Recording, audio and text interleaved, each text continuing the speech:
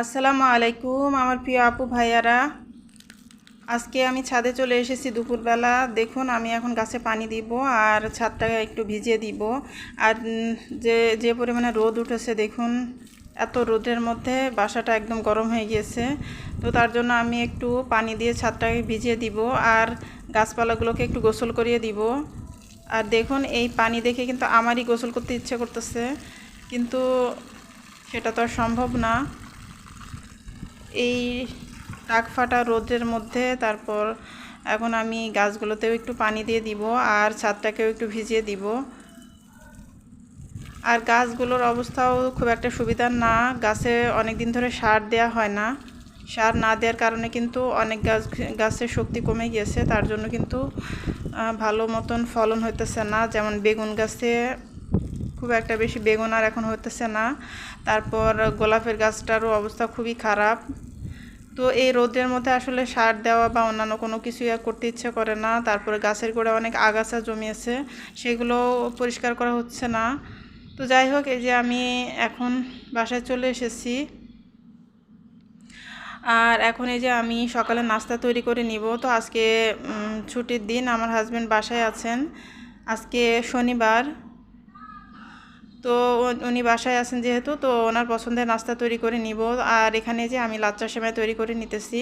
তো রাতের একটু দুধ ছিল, তো গত ভিডিওতে তো আপনারা দেখেছিলেন রাতের বেলা কিছুটা দুধ ছিল, তো সেই দুধটুকুই আমি নিয়ে একটু অল্প করে একটু লাচ্চা সেমাই রান্না করে নিতেছি। তো এই সেমাইটা আবার আমার হাজব্যান্ডের অনেক পছন্দ, লাচ্চা সেমাইটা। তো আমি খুবই অল্প করে একটু রান্না করলাম, যেহেতু আমার বাচ্চারা আবার পছন্দ করে না লাচ্চা সেমাইটা। তো ওনাকে ওনার জন্যই আর কি রান্না করে দিতেছি, মানে রান্না করা আর কি। লাচ্চা সেমাই দুধের মধ্যে ভিজিয়ে দিলে তো হয়ে গেল। তো এখানে একটু নারিকেল কুড়ানো দিয়ে দিলাম, দিয়ে তারপরে তো হয়ে গেল আমার লাচ্চা সেমাই তৈরি করা। তো সেমাইটা তৈরি করে টেবিলে রেখে তারপর আমি এখানে কিচেনে এসেছি। এখন আমি সবজি তৈরি করে নিব।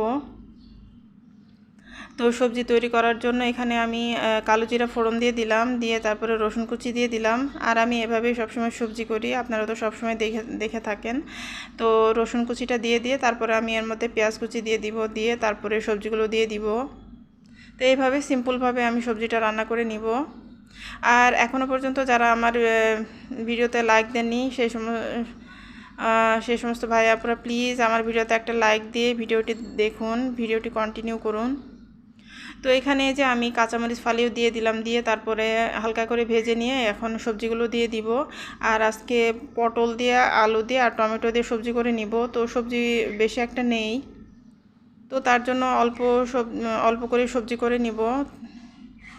আর আজকে তো আমার বাচ্চাদেরও স্কুল বন্ধ আছে, আর আগামীকাল রবিবার, তো রবিবার থেকেই স্কুল শুরু হয়ে যাবে বাচ্চাদের।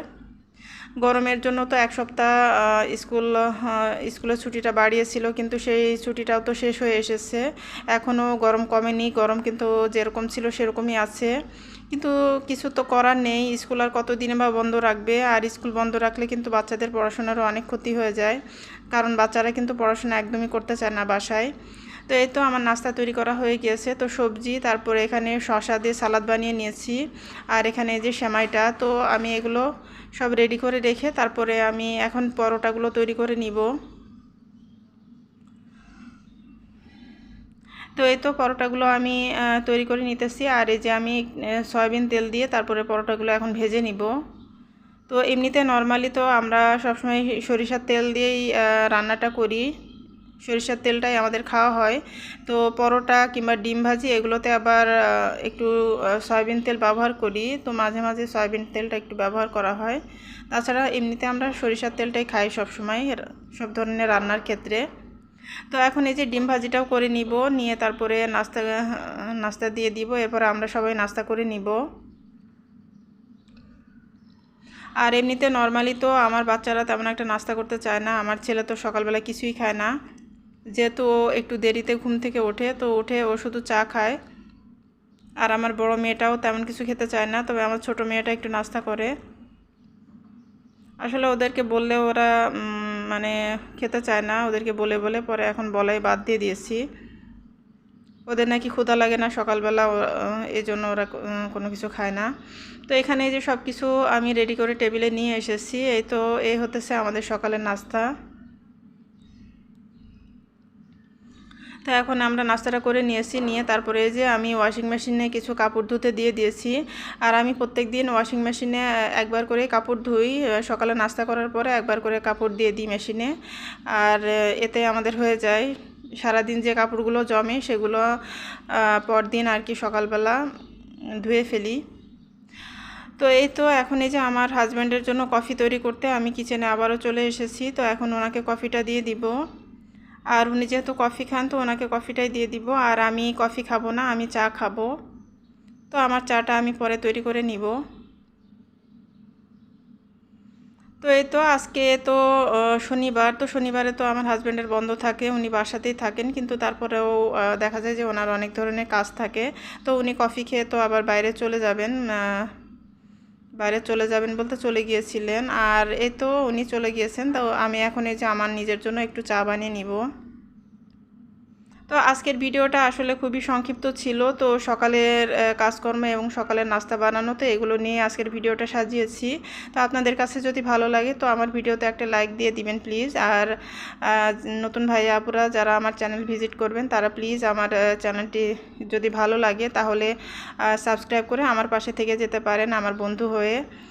আর আমাকে একটু সাপোর্ট করতে পারেন। আর আমিও ইনশাল্লাহ আপনাদেরকে সাপোর্ট করব। তো এই তো এখানে যে আমি চাটা তৈরি করে নিয়েছি, নিয়ে তারপরে এখন আমি লিভিং রুমে চলে যাব। তো এই তো আমি চাটা নিয়ে এখন লিভিং রুমে চলে এসেছি। আর আমি এখন রিল্যাক্স করে চাটা খেয়ে নিব। তো আজকের মতো এখান থেকেই বিদায়।